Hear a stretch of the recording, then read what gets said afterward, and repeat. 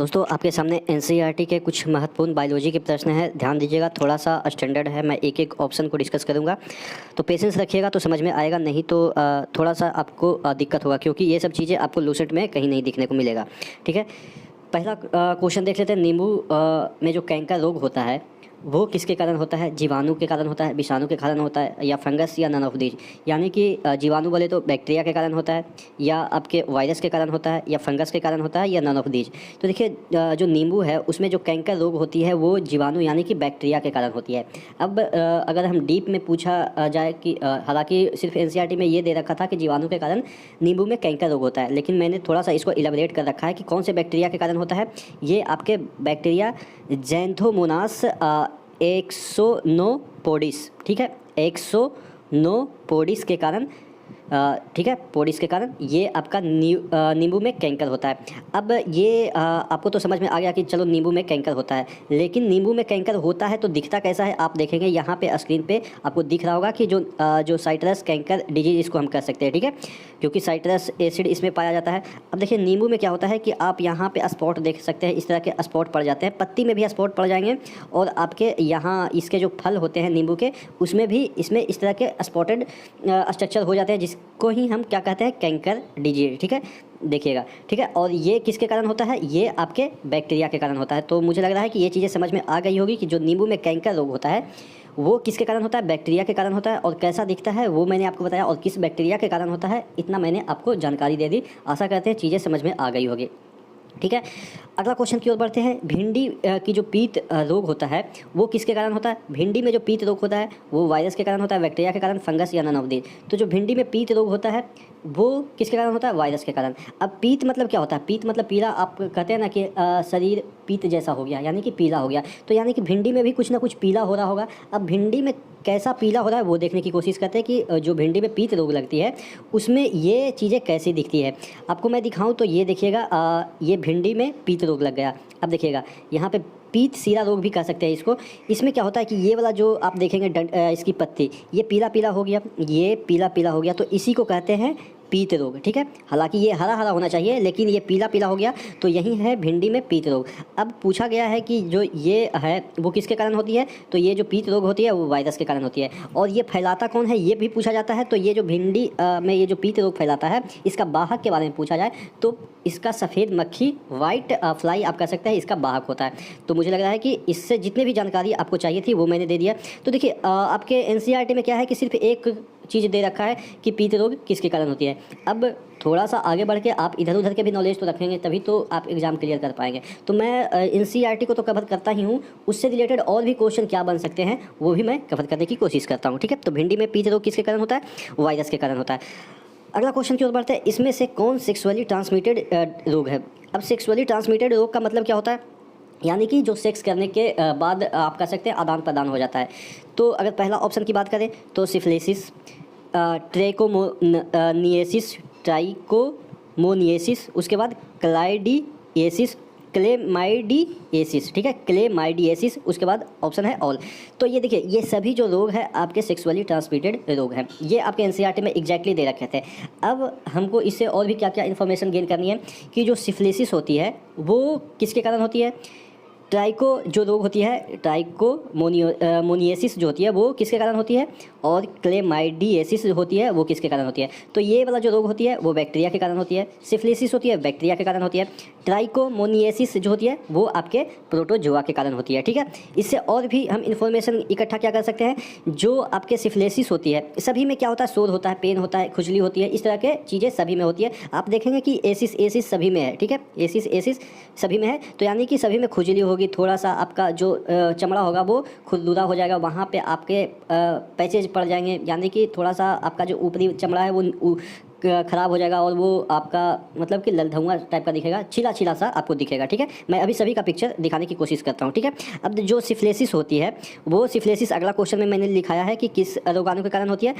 ट्रोपोनीमा palladium एक प्रकार का बैक्टीरिया है उसके कारण होती है। और ये जो क्लेमाइडिएसिस होती है वो किसके कारण होती है? ये आपके होती है एक मिनट, हाँ, ये आपके बैक्टीरिया, कौन से बैक्टीरिया? क्लेमाइडिया ट्रैकोमोनियोटिस। ठीक है, ये यहाँ पे थोड़ा सा यहाँ पे कटा हुआ है, लेकिन आप इसको ध्यान रखिएगा कौन से बैक्टीरिया के कारण होता है। क्लेमाइडियासिस जो होती है, क्लेमाइडिया नाम से ही पता चल जाएगा, क्लेमाइडिया ट्राइकोमेटियोसिस से एक प्रकार का बैक्टीरिया है उसके कारण होती है। और आपके ये ट्राइकोमोनियोसिस जो होती है वो आपके ये वाला जो प्रोटोजोआ है जिसके कारण होती है, ट्राइकोमोनास विजाइनिया, ठीक है, इसके कारण आपके ये होता है ट्राइकोमोनियोसिस जो रोग होता है। अब एक एक करके हम सभी जो रोग है उसके जो पिक्चर है कि कैसे दिखते हैं वो देखने की कोशिश करते हैं। देखिएगा सिफिलिसिस, आपको सिफिलिसिस में इस तरह के दिखेंगे, देखिएगा एकदम से पैचेज हो जाएंगे। यहाँ पे देखिएगा आपके पेट वगैरह में भी पैचेज वगैरह कहीं कहीं हो जाएंगे, पैर में भी पैचेज हो जाएंगे। ये देखिएगा आपके पेनिस है वहाँ पे, यहाँ पे जंक्शन पे आपके थोड़ा सा देखिएगा उजला उजला धब्बा और ये छीला छीला सा लगेगा। ये आपके योनि है, योनि में भी देखिएगा थोड़ा सा धब्बा टाइप का दिखेगा। उसके बाद ये सर है, सर में भी इस तरह के पैचेज दिखेंगे, माउथ में भी आपके पैचेज यहाँ पे देखिएगा दिखेंगे, ये सिफिलिसिस है, ठीक है। यहाँ पे इसके हिप्स में भी देखिएगा थोड़ा थोड़ा सा आपके धब्बे टाइप के हैं, पैर में भी देखिएगा धब्बे टाइप के हैं। तो ये सिफिलिसिस में इस तरह से चीज़ें दिखती है। और अगर बात करें यहाँ पे आपके ये हो गया ट्राइकोमोनियोसिस में कैसा दिखता है, यहाँ पे भी सभी में आपको धब्बे ही दिखेंगे। यहाँ पे देखिएगा ये आपके योनि है या आपके पेनिस है, यहाँ पे ये स्पॉटेड हो जाते हैं। ये थोड़ा सा जूम करके यहाँ पे बनाया है, तो ये ट्राइकोमोनियोसिस में इस तरह के चीज़ें स्पॉट ही सभी में दिखते हैं और सभी में जलन ही होता है। और उसके बाद मैंने आपको बताया कौन सा रोग, यहाँ पे क्लेमाइडियासिस, इसमें भी इसी तरीके से चीज़ें दिखेगी। क्लेमाइडियासिस में भी ये देखिएगा आपके किस तरह से चीज़ें दिखती है। यहाँ पे देखिएगा ये एकदम से शोर यहाँ पे होगा, ठीक है। आप कहेंगे कि यहाँ पे पैसेज वगैरह बन जाती है, जिसको अगर आप छूते हैं तो एकदम से जलन होती है। आप देखेंगे कि विजाइना जो पार्ट है वहाँ पे भी ऐसा ही होता है। तो इसी तरीके से सभी लगभग होते हैं और ये सभी सेक्सुअली ट्रांसमिटेड डिजीज़ हैं। तो जो भी चीज़ें इससे पूछी जा सकती है वो सभी मैंने डिस्कस कर दी हैं कि कौन सेक्सुअली ट्रांसमिटेड डिजीज है, सिफिलिसिस, ट्राइकोमोनियोसिस और क्लेमाइडियासिस जो भी है सभी ये सेक्सुअली ट्रांसमिटेड डिजीज है। और कौन कौन से इसके कारक है वो भी मैंने बताया और पिक्चर के थ्रू भी समझाया कि कैसा ये दिखता है, ठीक है। और इसका अगला क्वेश्चन भी सिफिलिसिस का रोगाणु मैंने बता दिया कि कौन है, ठीक है। अगला क्वेश्चन की ओर बढ़ते हैं। MTP जिसका फुल फॉर्म भी पूछा जा सकता है, medical transmission of pregnancy, sorry termination, medical termination of pregnancy को कानूनी मान्यता कब मिली। मतलब ये कि पहले क्या होता था कि एक कानून नहीं था कि आप अपने जो प्रेगनेंसी है उसको आप अवॉर्ड कर सकते हैं, यानी कि अबॉर्शन करवा सकते हैं। अभी क्या है कि अबॉर्शन अभी भी गैर कानूनी है, लेकिन कुछ केसों में आपको क्या होगा कि अबॉर्शन करने की कोर्ट अनुमति दे देती है। जब तक कोर्ट अनुमति नहीं देती है तब तक आप अबॉर्शन नहीं कर सकते हैं। तो कोर्ट क्यों अनुमति देती है, अबॉर्शन जब गैर कानूनी है तो कोर्ट क्यों अनुमति देती है, तो कोर्ट इसलिए अनुमति देती है कि आप देखेंगे कि कई बार बालिकाओं का रेप हो जाता है, ठीक है। तो अब उसके अगर रेप हो जाता है तो और प्रेग्नेंट हो जाती है तो ऑब्वियस है कि उसका ना कोई फादर होगा, ठीक है। और वो अगर नाबालिग है, बहुत सारे ऐसे केसेस होते हैं, जैसे अगर डॉक्टर को लगेगा कि अगर बच्चा जन्म लेगा तो माँ की मृत्यु हो जाएगी, तो उस केसेस में भी अबॉर्शन करवा सकते हैं। या कोई ऐसा केस आ गया कि अगर बच्चा जन्म लेता है तो वो मतलब कि अपंग रहेगा, या बहुत ऐसा केस होगा कि जिससे कि वो बच्चा एक हेल्दी लाइफ नहीं जी पाएगा, जिसकी वजह से डॉक्टर सलाह देते हैं कि इसको अबॉर्शन करवाया जाए, ठीक है। तो ये बहुत सारे ऐसे केसेस होते हैं, एक्सेप्शन केसेस होते हैं, जिसमें कि कोर्ट आदेश देता है कि हाँ यहाँ पे अबॉर्शन जरूरी है। तो ये वाला जो चीज़ें है, ये जो कानून बना है वो कब बना है, 1971 में बना है, ठीक है, कि आप अबॉर्शन करवा सकते हैं कुछ ऐसे केसेस हुए तो, लेकिन कब, जब ये कोर्ट आदेश देगा तब, ठीक है। तो 71 कैसे याद रखेंगे, देखिए अगर एक बार कोई गलती कर देता है, रेप वगैरह हो जाता है, एक बार लास्ट में हम एक इस तरह से याद करेंगे तब वहाँ पे अबॉर्शन का केसेस बनता है, ठीक है। तो इस तरह से याद रखेंगे। हालांकि 71, 91, 61 सभी दिए हुए हैं, तो आप ध्यान रखिएगा कि कहाँ पे एक की बात कर रहा हूँ मैं, ठीक है। अगला 71 को इस तरह से याद रखेंगे, 71 इसलिए करवाते हैं ताकि 72 यानी कि बेहतर जीवन जी सके, ठीक है, माता बेहतर जीवन जी सके, इसलिए 71 में ये कानून आया। इस तरह से भी आप याद कर सकते हैं, हालांकि आप अपने तरीके से भी चीज़ों को याद कर सकते हैं, ठीक है।